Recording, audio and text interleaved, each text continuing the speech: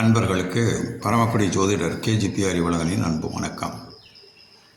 இந்த வீடியோவில் நீங்கள் கொஞ்சம் பாருங்கள், பொறுமையாக கடைசி வரைக்கும் ஸ்கிப் பண்ணாமல் பாருங்கள். இந்த வீடியோவை சில சூட்சும சமாச்சாரங்களை இந்த வீடியோவில் நான் உங்களுக்கு சொல்ல இருக்கேன்.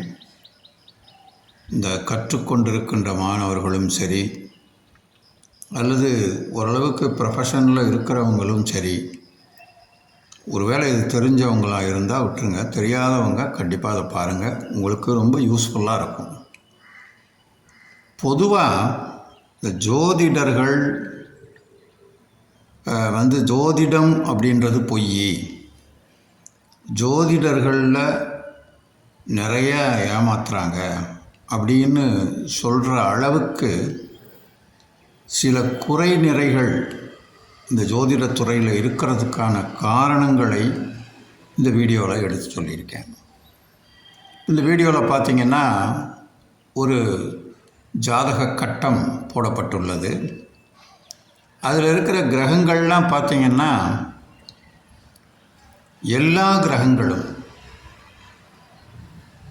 நீசமாக இருக்குது. சூரியன் நீசம், சந்திரன் நீசம், செவ்வாய் நீசம், குரு நீசம், புதன் நீசம், சுக்கிரன் நீசம், சனி நீசம்.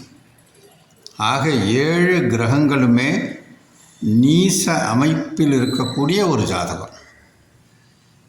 இதில் மேஷ லக்னம்னு போட்டிருக்கேன். லக்னாதிபதியும் நீசம். ராசி விருச்சிக ராசி, அந்த ராசி அதிபதி செவ்வாய், அதுவும் நீசம். லக்னாதிபதி செவ்வாய், அதுவும் நீசம்.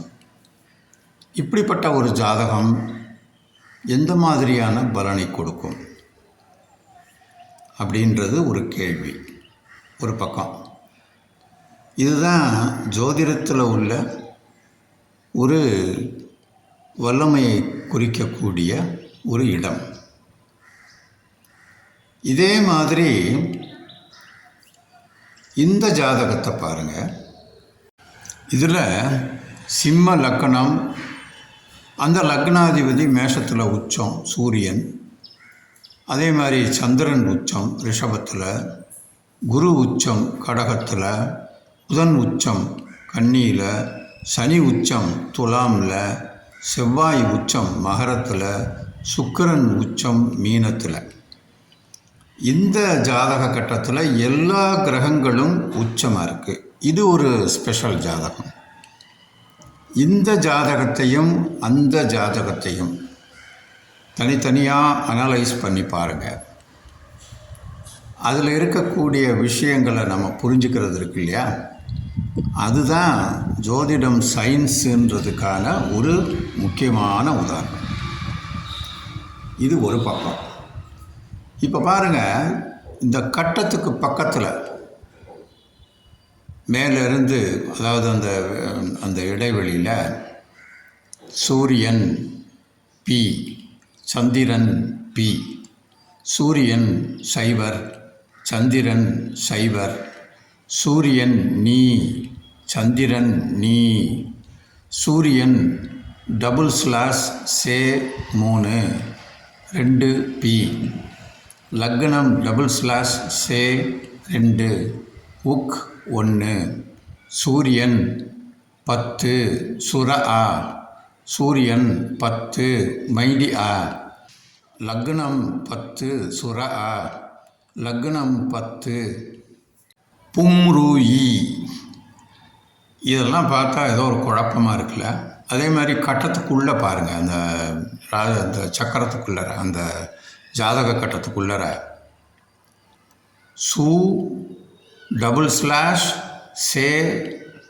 3/2, பூ 2/4, M3 ஒரு சின்ன கோடு ஐஃபன், அதாவது ஒரு சின்ன கோடு போட்டு F2, லக்னம் F4/M2.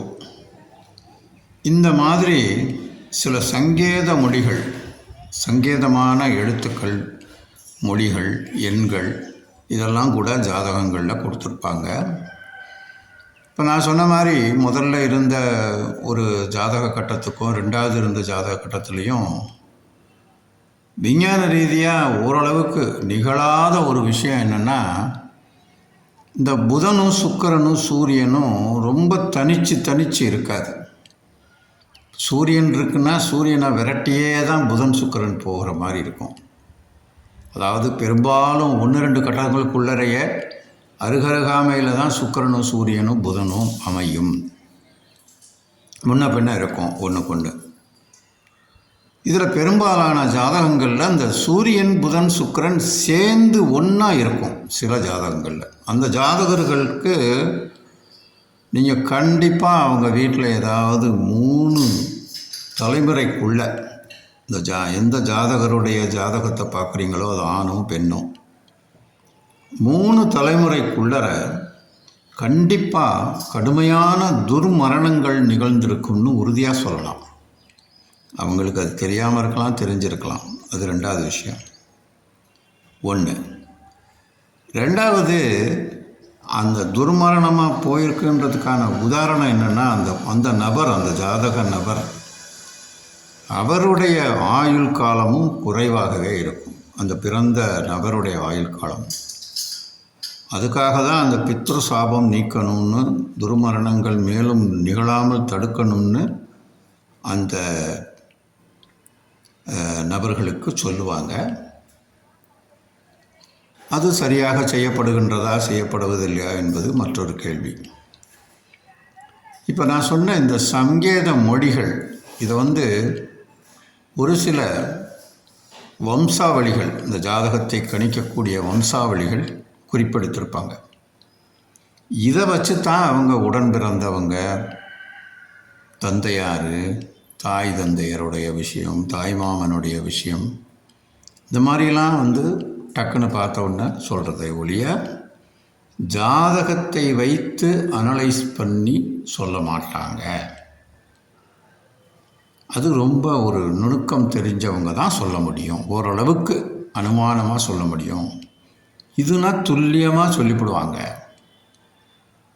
எதுக்குன்னா ஒரு நம்பிக்கை ஊட்டுறதுக்காக இதை கண்டுபிடிச்சாங்க. முன்னொரு காலத்தில் ஜாதகத்தை பார்த்த ஒன்று டக்குன்னு சொல்லிடுவாங்க.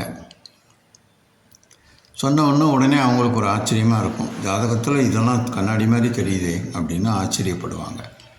ஆனால் உண்மையில் ஜோதிடர்கள் இந்த சங்கேத எழுத்துக்களை வைத்துத்தான் அதை டக்குன்னு உடனே பார்த்த மாத்திரத்தில் சொல்கிறாங்களே ஒழிய ஜோதிட விஷயங்களை ஆராய்ந்து கணக்கீடு செய்து சொல்வது கிடையாது. அந்த வழிமுறைகள் அதிகமான பேர் பின்பற்றுவதில்லை. ஆனால் இது ஒரிஜினல் ஜாதகத்தை வச்சு மட்டும்தான் இந்த மாதிரி இருக்கும். ஒரிஜினல் ஜாதகத்தில் தான் இந்த மாதிரிலாம் சங்கேத மொழிகள் நோட்டில் எழுதியிருப்பாங்க. இப்போ நீங்கள் கம்ப்யூட்டரில் பிரிண்ட் அவுட் எடுத்து கொண்டு போய் கொடுத்தீங்கன்னா எந்த ஜோசியரும் கரெக்டாக சொல்ல முடியாது. கேட்டு வேணால் பாருங்கள், முடியவே முடியாது.